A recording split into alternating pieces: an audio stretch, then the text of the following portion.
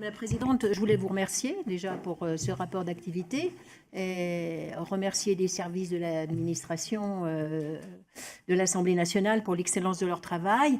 Et puis, peut-être pouvons-nous quand même dire quelques mots sur ce rapport d'activité, dire comment nous l'avons ressenti. Bien sûr, je vous propose effectivement, alors que chacun, dans chacun des groupes, peut effectivement dire un mot, ou plutôt librement, de la façon dont on souhaite. Donc, Cécile, vous avez la parole.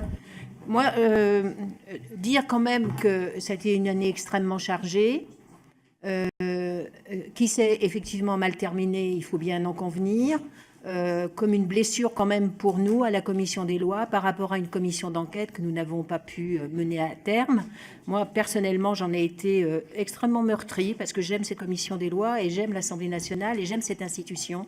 Et je pense que les pouvoirs de la commission d'enquête sont des pouvoirs précieux que nous ne devons pas galvauder. Et la deuxième chose, c'est dire qu'effectivement, nous avons beaucoup travaillé, comme nous avons beaucoup travaillé par le passé, avec des taux quasi équivalents, ce qui veut bien dire aussi une certaine forme d'immobilisme à enchaîner texte après texte, sans avoir ce recul, me semble-t-il, tout à fait nécessaire sur les thèmes, sur les missions. Et je crois que nous pourrions employer cette année pour travailler peut-être à moins de missions,